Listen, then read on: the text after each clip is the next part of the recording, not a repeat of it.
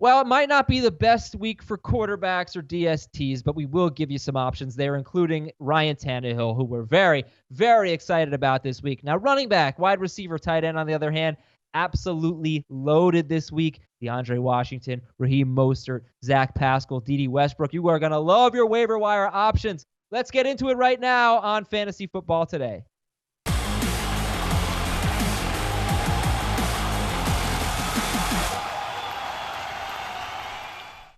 Welcome to your Week 15 Waiver Wire Show. Listen, I'm struggling right now because just before we went on the air, Jamie asked me, who do you think my start of the week is?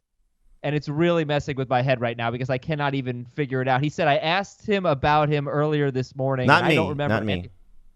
You asked a group email about him. Oh, it's Zach Pascal? No. Who else did I? It's DeAndre Washington. If Josh Jacobs is out, it will be DeAndre Washington. Wait, how you can't have a start of the week if somebody's out? Well, of course I can. Yeah. Well, right. We're talking about this Tuesday morning. I haven't finalized it yet, but if Josh Jacobs does not play, DeAndre Washington right now, my first run of my rankings is a top 10 running back in non-PPR and a top 12 running back in PPR. Yes, facing the Jaguars, definitely like DeAndre Washington, 4% owned. Yeah, the number one player to add by far. Yeah, but he's part of a list of players who lose their value if the starter gets healthy. I mean, they're a really, but that's the thing about the waiver wire this week. It's like it's a little risky. But I talked about this with Will yesterday. I'm okay taking that risk this week because there's only 4 teams left in your league, right? So. We talked about this with Alexander Madison last week. It's the chance of finding the league winner as opposed to a middling player who may not help you. Sure, but the other thing is there aren't that many guys that are going to get picked up. So if you pick up DeAndre Washington and all of a sudden Josh Jacobs plays, waiver wire is still going to look pretty good. But I do think it's a bit of a risk if you have to choose between Raheem Mostert and DeAndre Washington. That's a clear-cut, easy choice because I understand, it's easy to rank Washington ahead of Mostert if Jacobs is out, but if Jacobs plays, obviously that changes. So, is that really an easy call for you? Well, it comes down to obviously what your roster looks like. If you're struggling, like, somebody who lost Jacobs and couldn't get Washington and Mostert's still available, somebody who picked up Washington last minute on Sunday, or is ahead of you on waivers. I think it comes down to like what your team looks like. So if you don't need a starter, and that's the thing about also being in Week 15, these are hopefully the best of the best in your fantasy league, so their lineups are, barring injury, pretty sound. So if you need a starter and you want the guaranteed points, you probably take Mostert. If you want the guy who's going to most likely help you win, it's Washington. Okay, but you just have to weigh the risk of Josh Jacobs playing. But yeah, I think in this case, I don't anticipate Josh Jacobs playing. All right. Looking at how it all unfolded. And we're going to be picking up DeAndre Washington, and he could be really good against a team that's just, I think they're giving up more than 35 points per game in their last 5 games, the Jaguars. They're just awful right now. So let me give you some Azer fantasy tips. These are fantasy tips that are very obvious to everybody, but except for me. So a few things you want to do tonight. Look at your opponent's roster and play some defense, okay? If you don't need a running back, but your opponent does need a running back, pick up the best running back or running backs. Look ahead to Week 16, all right? It's never too early. Pick up a DST or a streaming quarterback or something like that. Patrick Laird has the Bengals next week. Obviously, Ryan Fitzpatrick has the Bengals next week. So you could look at guys like that. We'll do a little bit more Week 16 talk. And if you can avoid it, don't drop players that you think might get picked up and beat you. Don't put a great player on the waiver wire. So that's part of it as well. But hey, you've got to get guys that you think are going to be better this week, and there's obviously some urgency there. Jamie, how about, before we get into it a little bit more, how about that overtime drama last night, man? Fantasy leagues decided at the very end of regulation and overtime. Yeah, and start of the week decided as well. Thankfully for Carson Wentz, broke my little curse there. The streak of bad luck is over. So yeah, it was a fun finish. It was fun to see Eli Manning get the game started the way he did, and showing that he has a connection with Darius Slayton. That was the question for me from the Giants passing standpoint was, who would he connect with? Would it be Tate, who he's never played with? Would it be Sterling Shepard, who he clearly knows the best, or would it be Slayton? And it's pretty clear he likes Slayton and Shepard the most in terms of the targets. 8 targets for Slayton, 7 for Shepard. And I think you look at this matchup now against Miami, it's hard to say that you can't. It's hard to overlook, Slayton as a potential option and Eli as a streamer. Yeah, I think if Evan Ingram comes back, that could screw things up because I felt like Ingram was going to be the guy that Manning was going to rely on. They seem to indicate, though, that Ingram may get shut down. Yeah, but you know what? This time a week ago, they were talking about Ingram coming back. So he may have had a setback, though. Whatever it is, it's frustrating for the Evan Ingram owner. And, the Giants-Dolphins game I thought would be the best kind of waiver wire game.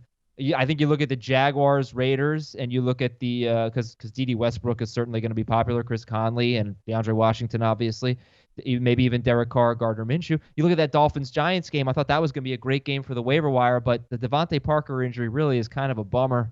Yep. And to be honest with you, I'd much rather have Daniel Jones than Eli Manning. I mean, the Giants had 30 total yards in the second half. They had 30 total yards in the second half. I mean, I'm going to say they had 30 total yards in the second half. You think Daniel Jones would have done better? Oh, my gosh. Are you kidding? Absolutely. Would have run for 15.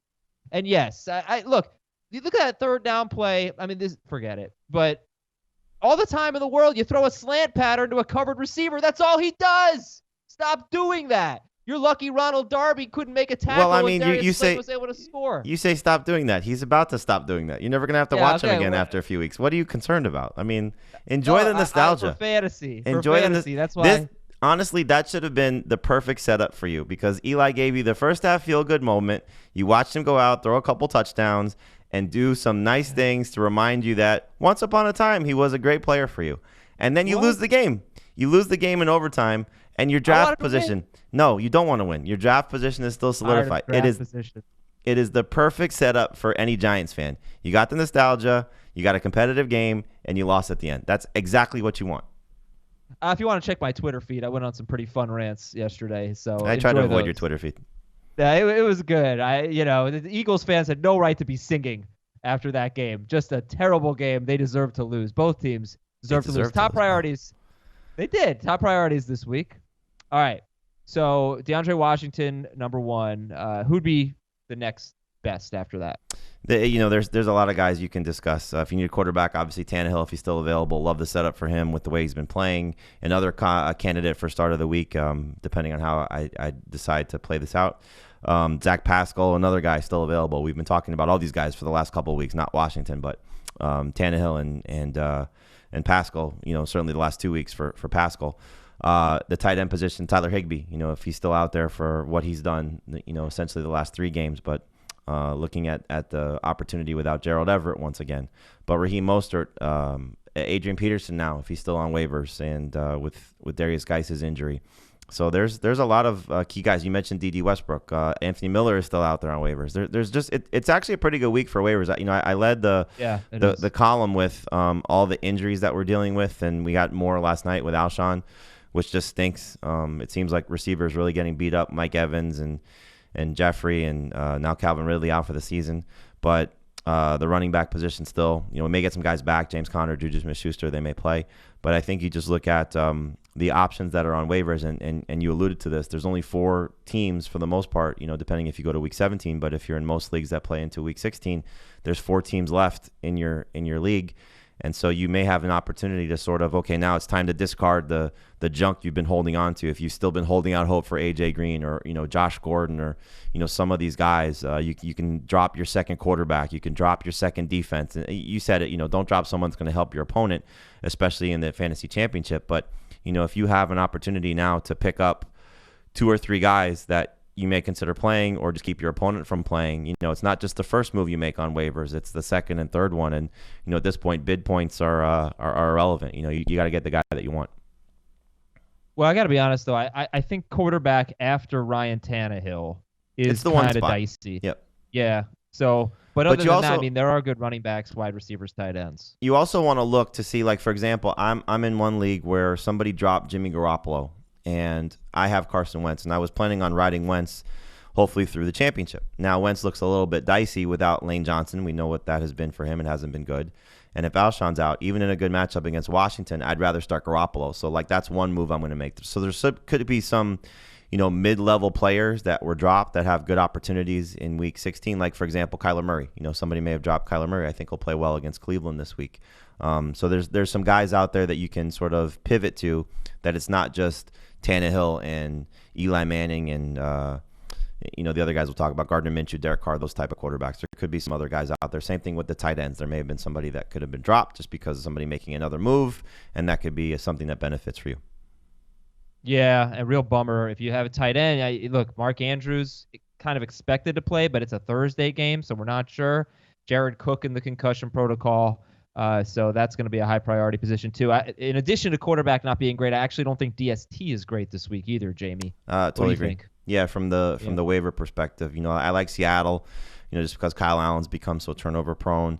You're looking at the Chargers. I think their defense has really turned the corner with the guys coming back healthy, and so we'll see how Kirk Cousins does on the road. I know it's not necessarily a real true road game, but I think the Chargers defense is worth buying into. These are all low end options, and then.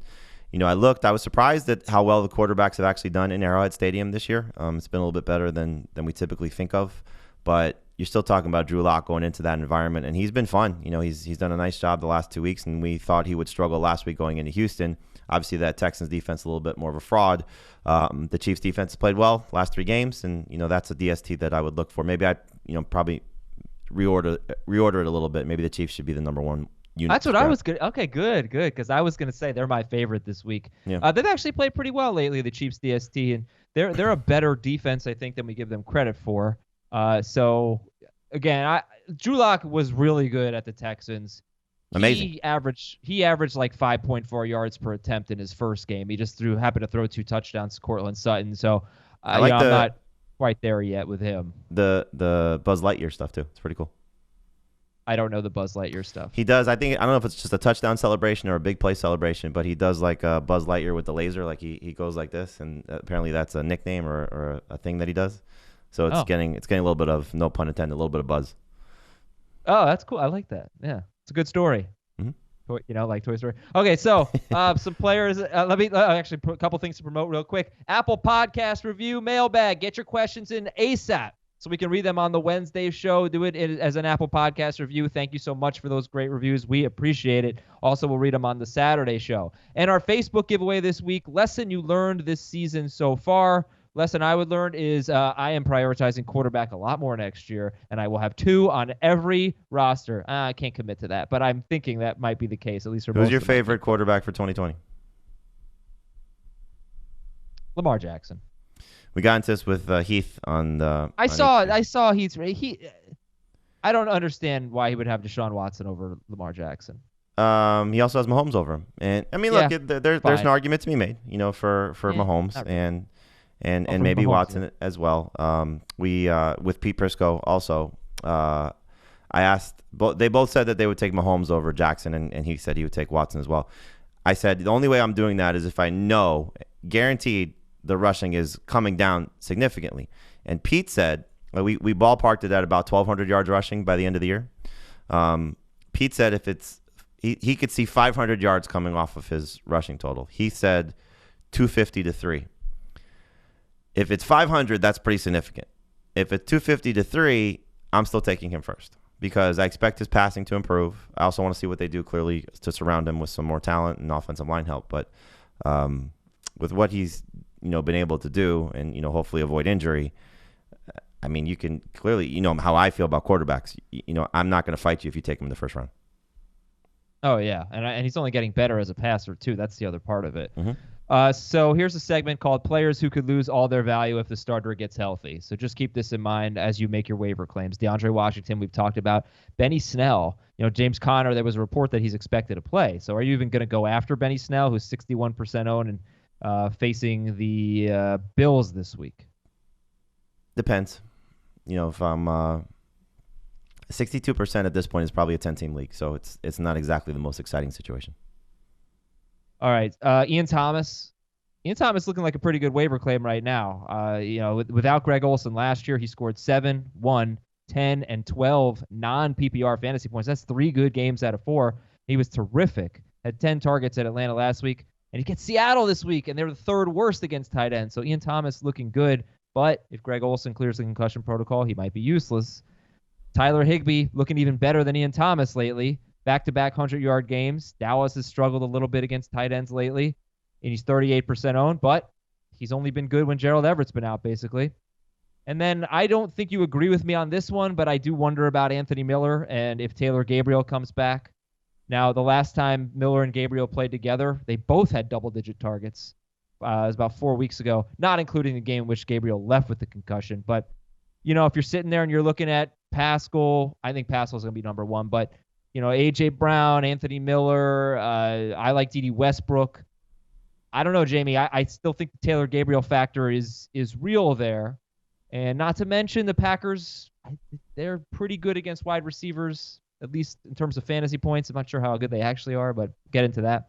But, yeah, I don't know. Do you worry about Anthony Miller's value with Gabriel coming back potentially? A little bit. I just look at it that his numbers, and it does factor in Gabriel with the concussion, but his numbers really started to pop when Trey Burton went down. It's almost to a T, and so Burton goes on IR.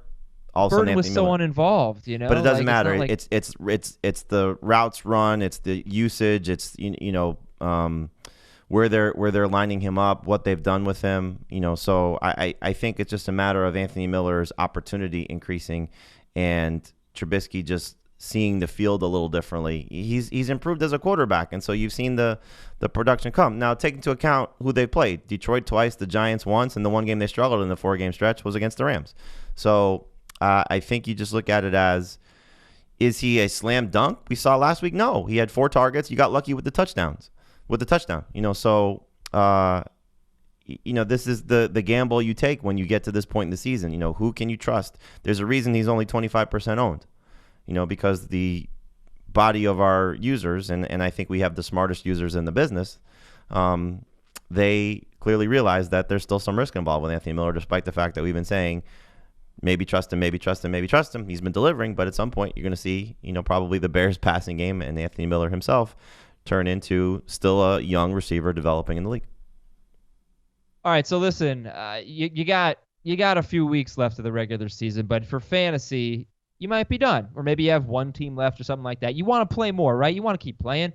Get on FanDuel, because the offer that they have now gets you $20 in site credit if you put $20 in. You go to FanDuel.com/FFT. You sign up there. FanDuel.com/FFT. Make a $20 deposit. Get $5 back in site credit every week for 4 weeks, and just create these great rosters, these really fun rosters with high upside players, guys with good matchups. You got to fit your players into a budget, but it's really not hard. It doesn't take much time to set a lineup. It doesn't take much time to set 5 lineups. So this gives you exposure to all the players that you want to have on your fantasy teams, and it's just so much fun, and we absolutely love it.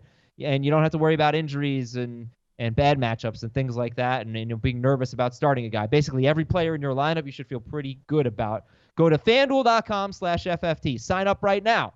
$20 in, get $20 back, $5 a week for 4 weeks at FanDuel.com/FFT, or download the FanDuel app. I just realized I won $10 in our FFT league, FanDuel. I don't think I joined that. You didn't join your own contest? Oh, that one. I'm sorry. Dave sent an email about like a in-house one, I thought. No, I did the FFT listener contest. Oh, good. I won $10. I think I may have too. Despite the downfall of Ryan Fitzpatrick. I think I may have as well, Jamie. I think that was the only contest I gave. It was a bad week for me, but I'm going to get back on that. All right, Jamie, here we go. We got to give a lot of names here. We got to get some waiver claims in. So, First of all, Lamar Jackson, we got to keep an eye on this because he was listed with a calf injury. So now it doesn't seem serious. Right? Okay. I wrote calf. Leg. I thought I heard Schefter on halftime show say quad, but you could be right.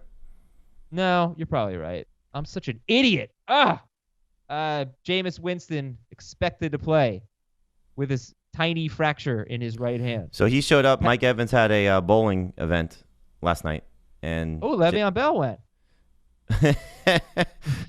Well done. Jameis was there bowling left-handed, and he had his hand wrapped, but hopefully he'll be fine.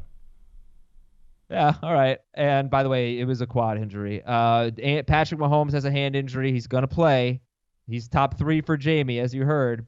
He hasn't justified that, by the way, but he's top 3. Daniel Jones is out 1 to 3 more weeks. I mean, there's a chance he plays this week, and I would be somewhat interested in him against the Dolphins. Not Eli? In fact, I'd be very interested in him. No, not. I'd be very interested in Daniel Jones, somewhat interested in Eli. How about you? I like Eli. It's more 2 quarterback super flex leagues. He's not in my top 12, but like you said, Ryan Tannehill, and then it's kind of a group of quarterbacks that are more 2 QB options or super flex options. But you could be stuck, and you could have been streaming all along, and you just got lucky in getting into into your fantasy championship. I got into one where I started Ryan Fitzpatrick, so I would pivot to Eli Manning if Devontae Parker's out for sure.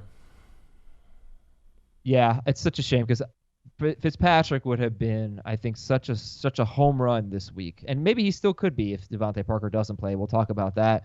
Le'Veon Bell went bowling, but he is getting better, so we expect him to play on Thursday. Derrick Henry hamstring seems okay. Bo Scarborough left with that rib injury. We know Josh Jacobs is banged up. Rashad Penny tore his ACL, unfortunately. It's going to be a big finish the last 2 games for Chris Carson. That's a guy I don't want to be facing in weeks 15 and 16 against the Panthers and Cardinals. James Conner is expected to play. That was according to a report from NFL Network, I think on Sunday. Darius Geis probably not going to play. And Adrian he's already been ruled out. He's been ruled out? Yeah. Adrian Peterson has gotten a ton of work in Geis's absence with Bill Callahan. Unfortunately, he's got the Eagles this week, but still might get 18 carries or something. Yep. Wide receiver. Go ahead, Jamie.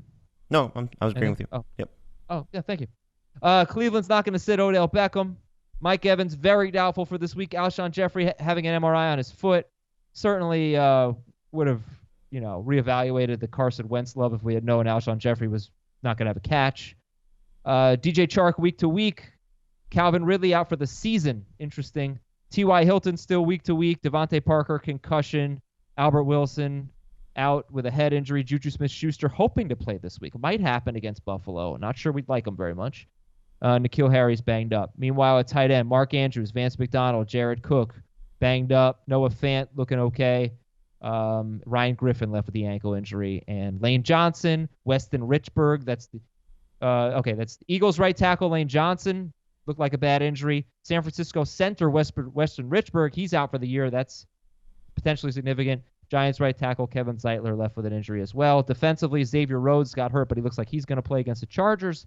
And Sheldon Rankins, that's an injury we really need to watch out for, not in terms of waiver wire, but how we're going to feel about Marlon Mack against the Saints with their linebackers beat up and with Sheldon Rankins out, potentially with an injury. And it was a rough week for the 49ers, by the way. In addition to losing their center, Richard Sherman and Dee Ford are both going to be out for a little while. And Atlanta cornerback Desmond Trufant's out for the season. We'll look ahead to Week 16 in a little bit. Let's get into Week 15 now. Okay, top priorities at each position. Let's start with quarterback. And Tannehill, you said, is number 4 for you? He's number 4 in the rankings. Number 1 in terms of the guys to add. Yeah, but, he's been awesome. He's absolutely been awesome. And now he's facing this miserable defense of the Texans that's just giving up points after week in, week out. And everybody's going to point to and say, well, they played well against the Patriots. Brady still had 30 points. I don't care how he got it done. He still had 30 fantasy points in that game. So you look at this game. Obviously, it's the biggest game of the week, unless I'm missing one, but it's for the AFC South division right now. They play each other again before the season's out. So I just think that it's Tannehill is on this unbelievable roll, and I don't see the Texans slowing him down. So I'm going to trust him. I'm going to trust him more than I trust the guy on the other side of the field and Deshaun Watson right now. If Will Fuller's out. If Fuller plays, I would take Watson over Tannehill, but without Fuller, I'd rather have Tannehill. Okay, then after that, Eli Manning against the Dolphins. They give up the 3rd most fantasy points to quarterbacks. The last 4 quarterbacks, 39 points for Josh Allen, 29 for Mayfield, 30 for Wentz, 20 for Darnold. And you saw Eli Manning look good for a half and look really bad for a half. Derek Carr against the Jaguars. So Carr went back home. Good weather last week against the Titans. Scored 23 fantasy points. And this week, the Jaguars, last 3 quarterbacks they've faced. Tannehill, 36 points. Winston, only 10 fantasy points. That was weird. Phillip Rivers, 30 fantasy points. So what can I do to convince you to move Carr ahead of Eli Manning? I have no problem with it. I have no problem with it. I think it's perfectly fine to go with Derek Carr over Manning, and I've been shuffling my rankings around. We talk through this a lot almost every Tuesday. So by the end of the day, you may see Carr and Minshew ahead of Eli. All right, and then after that, so the top 3. Oh, you know what? I think we need to throw in a couple players here that are owned in more than 65% of leagues before we go any further. So Tannehill's going to be number 1 regardless, but where would you rank Phillip Rivers against Minnesota and Jacoby Brissett at New Orleans? Behind Tannehill and probably behind Carr and Eli. Okay.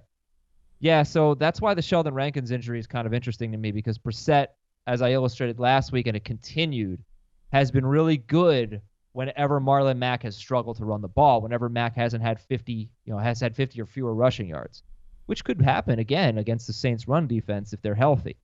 You might need to be chasing points there. So Brissett's kind of interesting. Is he like a top 15 kind of guy this week? Yep. There's a bunch of guys that, you get past really like 7 or 8. You can make an argument for, 10 guys that could be in the top 12, outside in that 8 to 12 range, So he's a top 15 guy. Yeah.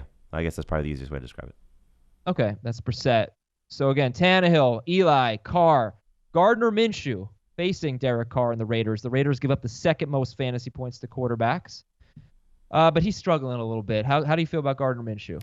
It's one of those, there's 2 quarterbacks. You look at Minshew against the Raiders, and great matchup. No Chark, like you said. He's been struggling, but it seems as if every quarterback does well against Oakland.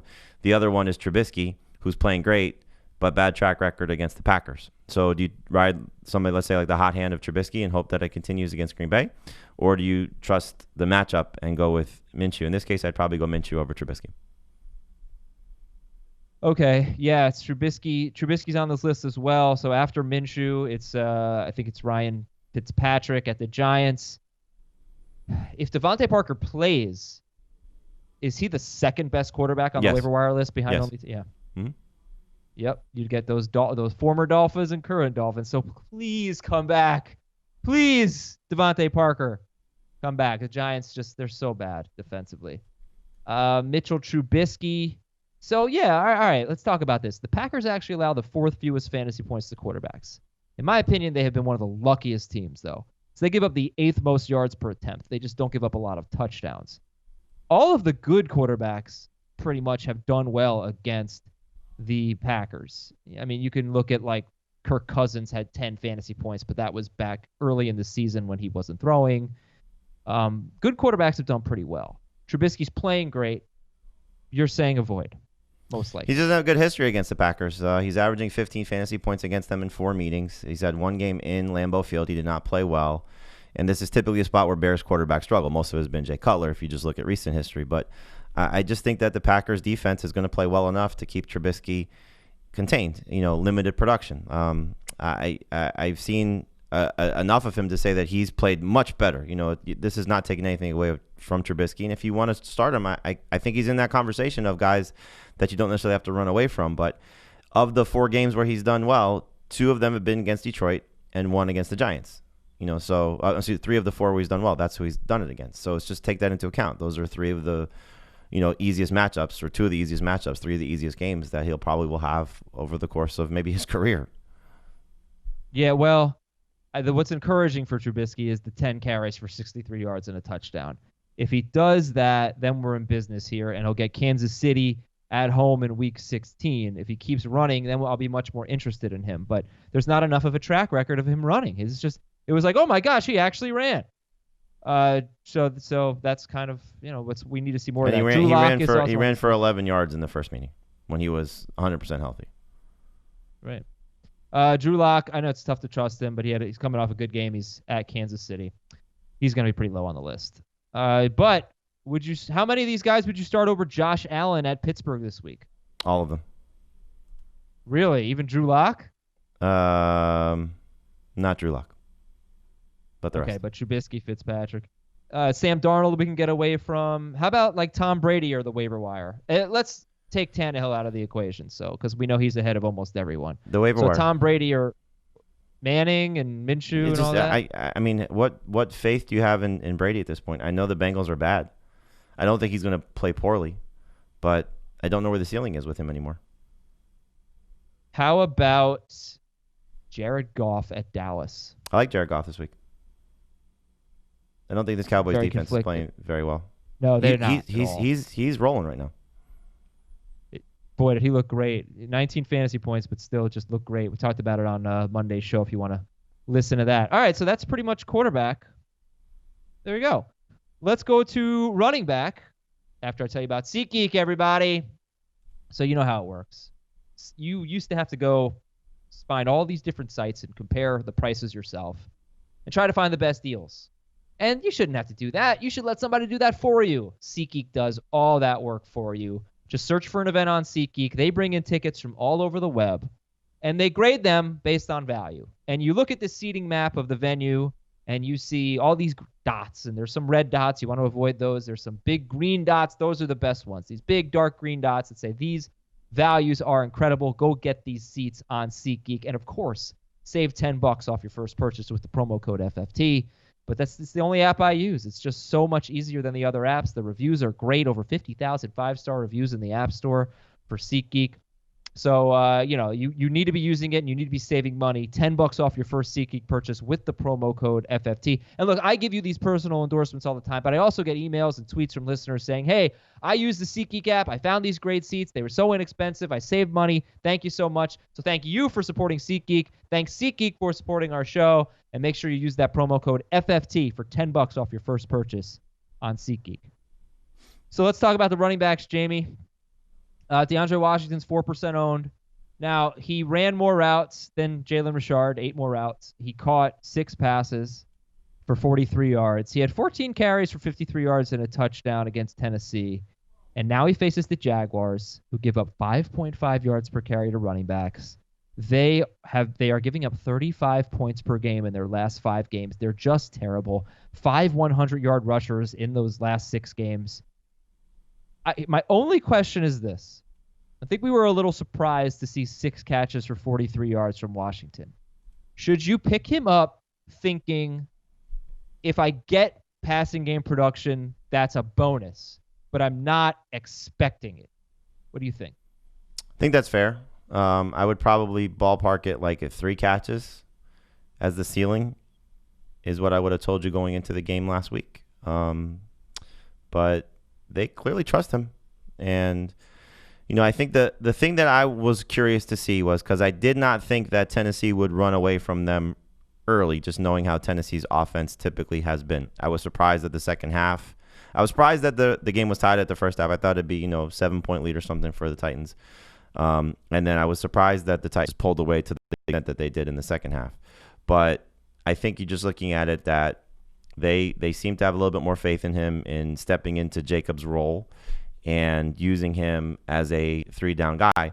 So unless the Jaguars come in and all of a sudden put up this huge number, I think it'll still be Washington leading the way in terms of touches and being still involved in the passing game. So I'm highly encouraged. This is just it's the last game in Oakland ever.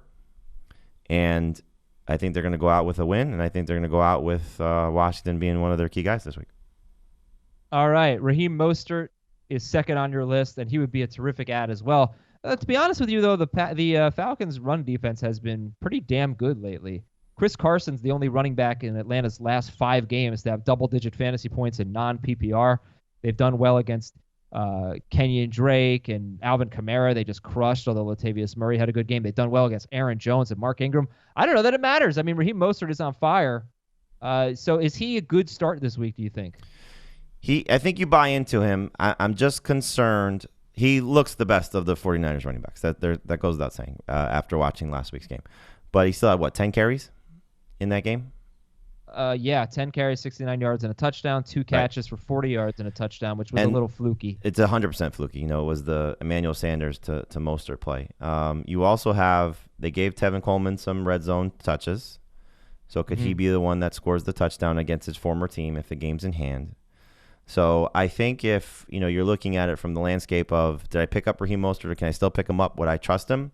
Comes down to who you have on your team. But I would not be surprised. Would you start him over Barkley? No, not against Miami. No. Okay. Sorry, I had to ask. You would? Would you start DeAndre? I have such little confidence in Barkley right now. It's Miami. I don't think I would. I don't think I would because of the touches. Yeah, it's Miami. Bilal Powell was good enough. Raheem Mostert. Would you start DeAndre Washington over Saquon Barkley? I would.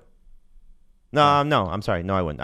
Here's the guys I'd start him over that are name-worthy. I'd start him over Kamara, and I'd start him over Leonard Fournette. Woo! Whoa! Wow! Whoa! What have those two guys done to inspire confidence in you in recent weeks? Well, Fournette's been okay. Catches like 6 to 7 passes. Kamara, coming off a horrible game, but before that, he was a PPR stud and just needed to score some touchdowns. Yep. Oh, I'm sorry, non-PPR for Washington. Okay, that's fair. Adrian Peterson. Peterson facing the Eagles and then the Giants his next 2 games, so he's probably not going to have Geis in either game. Definitely not this week. Those are good run defenses. So Peterson, top 24 this week. Top 24 non-PPR, just outside in PPR. I think Chris Thompson, you saw last week, was heavily involved, and I think he'll be in the same case again this week. Yeah, if I'm in a PPR league, am I picking up Peterson or Chris Thompson? It's probably safer to pick up Thompson, but Peterson, like you said, he's gotten so much work in Bill Callahan's offense that it's hard to overlook that without guys being there. All right, next up on the running back waiver wire list, Benny Snell, Patrick Laird, and then the Thompson twins, Darwin Thompson and Chris Thompson. And Snell, I think, I'm expecting James Conner to play. Are you? I'm expecting Conner to play, so I should probably reorder that with Snell behind these guys. Giants run defense, I want to tell this great story about how good they've been since acquiring Leonard Williams. Boston Scott kind of screwed it up last night, and Leonard Williams did not play enough snaps. I don't understand what that was about. I think it's more of a passing game versus running game. So Laird in the passing game will be better than what he does running the ball, clearly. So he's better PPR than non-PPR. But he had 19 touches last week, so that's a pretty sneaky player right there, 31% owned. And I really like him for week 16 against the Bengals. Mm-hmm. So keep an eye on that for Patrick Laird, Darwin Thompson, and Chris Thompson, and Boston Scott is also on this list. You want to talk to me about Darwin Thompson, Chris Thompson, and Boston Scott? Well, I think you look at Scott, in PPR leagues, it feels as if the Eagles found a guy that they could, trust, especially if their receiving core is as banged up as it looks like it's going to be. So I think in PPR leagues, he's certainly somebody you want to consider as maybe a flex. Darwin Thompson, we got the reports before the game that they wanted to increase his workload. We saw that a little bit. Now, the game didn't necessarily go, I think, the way the Chiefs may have hoped in trying to get Thompson a little bit more work. He had a bad drop. But they just seem to want to cap LaShawn McCoy's touches. And in a game where they could be playing with the lead, as we saw 2 weeks ago, Thompson could be the guy if Damian Williams remains out. And then Chris Thompson, just sharing the ball with Adrian Peterson now without Darius Geis there could be good for him, especially in a situation where they could be chasing points as well. By the way, if you're the James Conner owner and he does play Sunday night against Buffalo, first Sunday night game for Buffalo in 11 years or something crazy like that. In 2007, yeah, something like that. Oh, wow. And are you going to be all systems go with James Conner? Is he a start, or do you think that the Conner owner needs to also be active on the waiver wire and not necessarily just throw him back in the lineup? I'd much rather have DeAndre Washington than James Conner. I'd probably start Mostert over James Conner at this point. And the last time we saw him play, it was supposed to be all systems go, and he got one hit to the shoulder, and we all saw him saying my shoulder, and he came out of the game. We haven't seen him since. So you have to worry about that. Absolutely. He'll probably be in the 20s for me, in both formats, a little bit better in PPR than non-PPR. I'm going to give you a few more names, some of them widely owned. LaShawn McCoy, any interest in him against Denver? They're giving up 4.55 yards per carry to running backs in their last 3 games. They're kind of falling apart a little bit. So that's McCoy. Bo Scarborough, if he's healthy, Matt Breida, and then Dion Lewis, I guess, is more of a handcuff. And even Jalen Richard. Any interest in those guys? McCoy is fine. I think you have to hope he finds the end zone. It's just a matter of how much work he'll get and what he'll do with it. This is the first game that we saw that Damian Williams did not play where a Chiefs running back did not score. And in all the previous 4 times, it was 2 running backs scoring. So the Patriots' run defense has been very good in terms of keeping guys out of the end zone. The Broncos, not to the same level, although they did look better last week, but take that into account. It was the Texans chasing points. So I think McCoy's in the flex conversation. Better this week than he was last week, but not a slam dunk by any stretch. Okay, and would you drop LaShawn McCoy for Adrian Peterson? In non-PPR, yes. In PPR, no. All right, so I'm going to give you some quick names for Week 16 if you're looking ahead. Not the best list right now. Gardner Minshew at Atlanta, Ryan Tannehill against the Saints, Daniel Jones at Washington, Ryan Fitzpatrick against the Bengals. And look, maybe Devontae Parker misses only one game. Maybe he misses none. But Fitzpatrick could be great at home against the Bengals. Patrick Laird against the Bengals. Maybe Drew Lock against Detroit. And, that's pretty much all I have for right now. Maybe tomorrow we'll look a little bit more into it. And we're going to take a quick break here. When we come back, we'll talk about wide receivers, Zach Pascal and Darius Slayton and A.J. Brown and D.D. Westbrook and the rest right after this quick break on Fantasy Football Today. Jamie, how much do you like Zach Pascal this week? I think my only concern is, will he see Marshawn Lattimore? He might.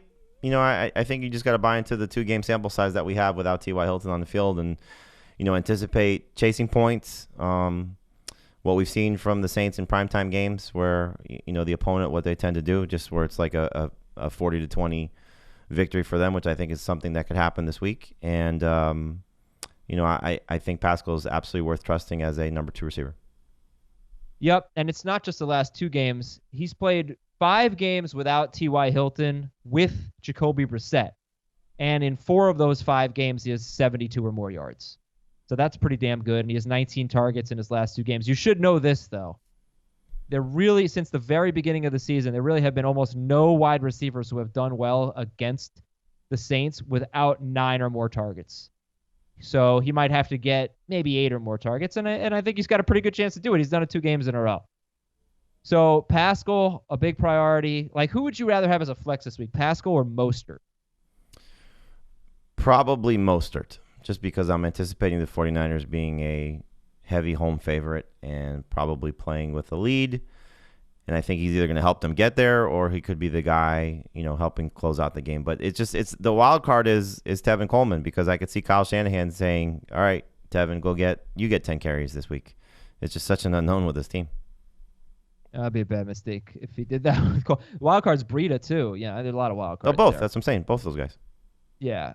A.J. Brown, number 2 on your list. Anthony Miller, number 3. A.J. Brown is facing Houston. They have been struggling. Anthony Miller is at Green Bay, allows the 10th fewest fantasy points to wide receivers. Interesting matchup, I'll say that. Kevin King didn't play last week. D.D. Westbrook is 4 for you at Oakland. And Cole Beasley is just on fire. He really Cole is. Beasley. I asked this question to Evan Washburn, who's our CBS Sports NFL reporter, does sideline work for us on the network, and he was at the Ravens-Bills game. And I asked him, has Beasley passed John Brown as the best wide receiver? And when I asked that question, I said before the segment started, I said, Heath, I'm going to ask him a question. You're going to look at me like I have 3 heads. And he did, because he loves John Brown, obviously. But it's just hard to overlook what he's been doing lately. And as teams are taking away John Brown, you're seeing Cole Beasley become a very reliable option for Josh Allen. And I think even in a tough matchup this week against the Steelers, I'll still trust him as a number 3 receiver in PPR. Don't love him as much in non-PPR, but his floor has been pretty solid all season long, and we're starting to see what the ceiling has been. So actually, you look at the slot receivers that the Steelers have faced recently, and I put Pascal on that list, but I probably shouldn't because he plays inside. He's not exactly a slot receiver. So we'll start with the last 5 slot receivers that the Steelers have faced. Robert Woods, 7 catches for 95 yards. Jarvis Landry, 43 yards and a touchdown. Tyler Boyd, 101 yards and a touchdown. Landry again, 76 yards. And Larry Fitzgerald was bad. But it's 4 of the last 5 But they moved slot Kirk receivers. inside too. Yeah, and he had a good game. Okay. Mm-hmm. So it seems like Pittsburgh's, been pretty bad against inside receivers. And it also seems like the last 3 weeks, John Brown's had tough matchups. And, the Steelers corners are pretty good. Like Joe Hayden probably get John Brown, maybe Cole Beasley.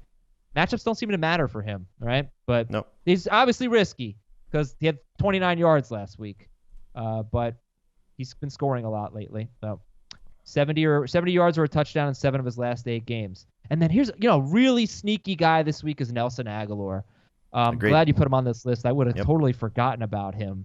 But it doesn't seem like Alshon Jeffrey's going to play. So if Aguilar does play, what would you expect from him? Because he might get 10 targets.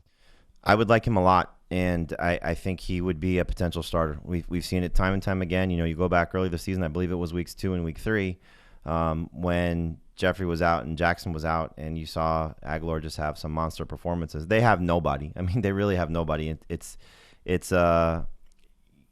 for you as a Giants fan, if you were actually trying to be concerned about winning that game, that I was.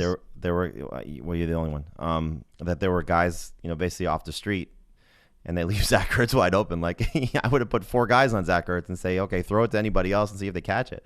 Ridiculous. There's just nobody in this receiving core. I would not be surprised. I don't think Jordan Matthews got picked up. I would not be surprised after they released him. I would not be surprised if we find out that that's a transaction that happens. I believe Matt Collins got picked up by the Dolphins. So the guys who have been on their team the last few weeks are no longer there. So if Jeffrey's out, and you have to at this point anticipate that he's not going to be there, if Aguilar is able to come back, he's risky, clearly, but track record speaks for itself that when he's the only guy, he does well. So are we looking at a top 5 or 6 here off the count?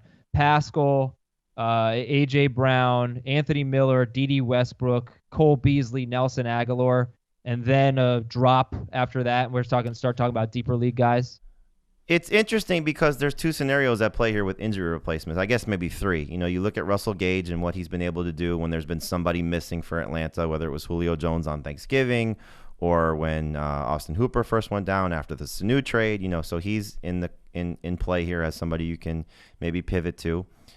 You have the 2 guys in Tampa Bay without Mike Evans there in a great matchup against Detroit.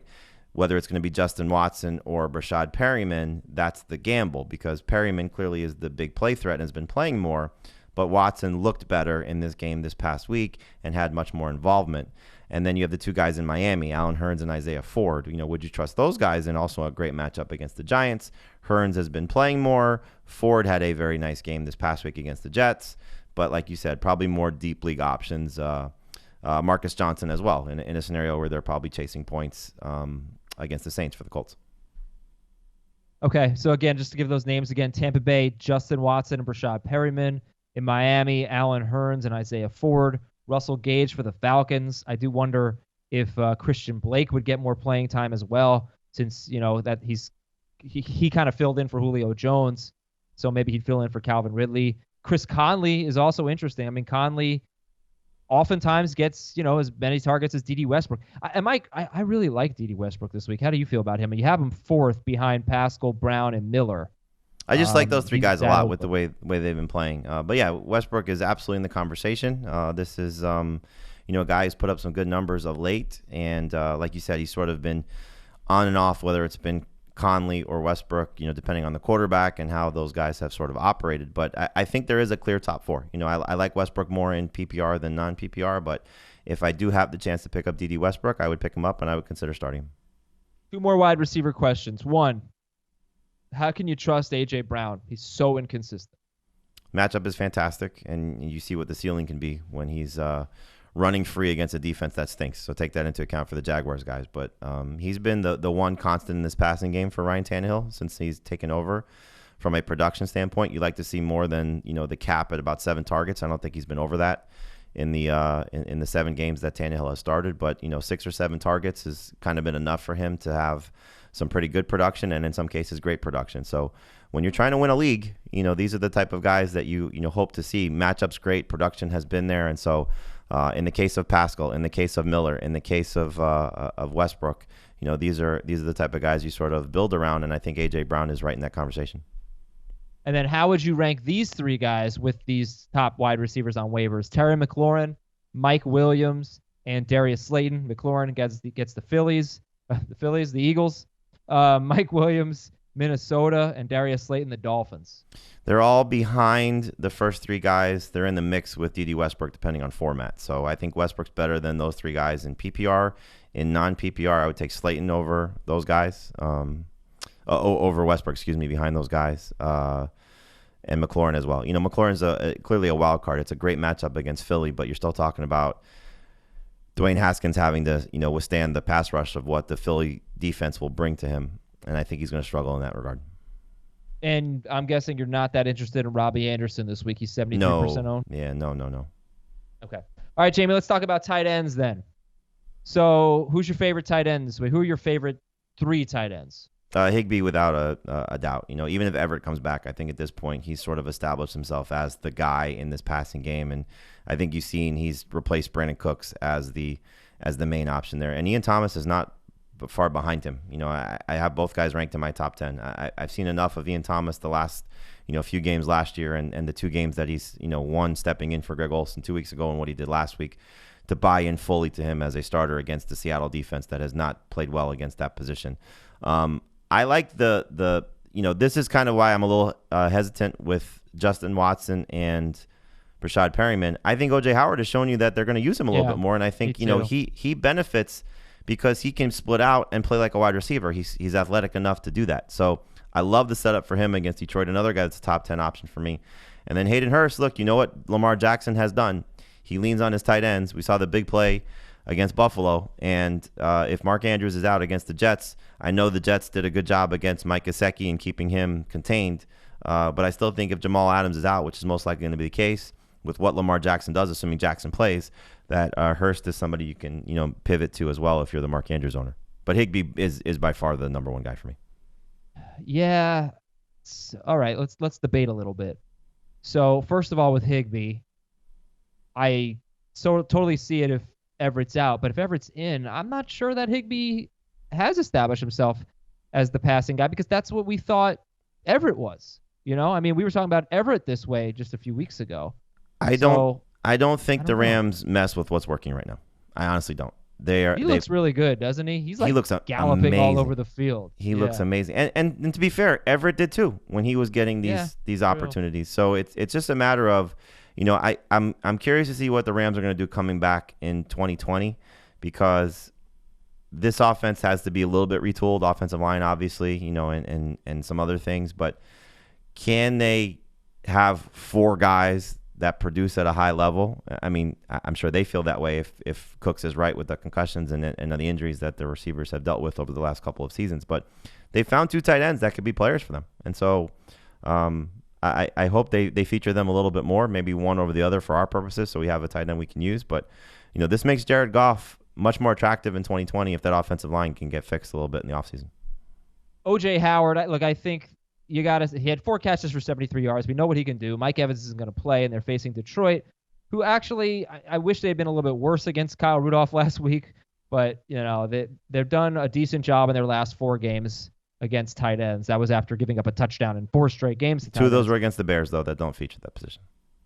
That's true. But wasn't the Bears one of the teams that actually did score a touchdown against them? Yeah, it was Horsted on basically like a Hail Mary. So the other thing with Howard is Jameis Winston's got a broken hand. So we just got to keep that in mind. But and then with Hayden Hurst, not saying you're wrong, but why did you go with Hurst instead of Boyle? I feel like it could be either one. Could be both. Yeah. Again, another question I asked Evan, who was at the game, and he said in talking to the coaching staff, and I think we've seen it. Boyle is more of the blocking tight end that gets the occasional. Sometimes there's a 4 or 5 target game in there, and we saw that in the middle of the season. But Hurst profiles more as the Mark Andrews role, the move tight end, the guy that they can split out and do some different things with. He's much more athletic, and he was drafted. Remember, this was the draft where they got Jackson and the 2 tight ends, and it was supposed to be Hurst. They took him over Jackson, so he was the guy that was supposed to be their pass catching tight end, and so I just think that he'll be more involved in what Andrews does and a better option, more big plays. Boyle could be better. Boyle scored a touchdown against the Bills as well, but I just think that Hurst would be the one that I would prefer. You know who you're too low on? Who? Mike Gesicki. Mike Gesicki, move him on up, Jamie. Coming off a terrible game, I get it. but he's got to get some targets with the if Giants are Devontae bad. Parker's out. Giants, we knew they were phonies. They can't cover tight ends. Give me a break. So I'd be looking at him. He's 52% owned. You got Caden Smith on this list. He's 4% owned. You got Jacob Hollister. Now, if you don't want Jacob Hollister this week, that's fine. Carolina's been good against tight ends, I guess. They haven't really faced a lot of good ones. Next week, he's got Arizona. Week 16, Jacob Hollister for the win. But let's talk about Gesicki, Caden Smith, and Jacob Hollister. Yeah, I probably should have Gesicki higher. I think I sent you guys this list before the game was over last night. So, yeah, the matchup's fantastic, and he should see certainly an uptick in targets. And sometimes we get a little bit frustrated when the previous game is not so good. But yeah, this is a prime bounce back spot for Gesicki, and hopefully he delivers. So I'd put him ahead of Ian Thomas, behind Higbee. Whoa, Gesicki too. Yep. Yeah, I think that makes perfect sense. How about these three guys? Noah Fant at Kansas City. They allow the 5th most fantasy points to tight ends. Josh Hill against the Colts, assuming Jared Cook is out. It's a Monday night game. And David Njoku at Arizona. It's a great week for tight ends. It really is. With some of these options. Hopefully Njoku, shook off the rust from the wrist injury and gets a little bit more involved, which would be great because the Cardinals are bad. And, I know people will point to last week and say, well, the Steelers didn't have the touchdown against the Cardinals, but Vance McDonald left with a concussion, so we don't know how that game would have unfolded.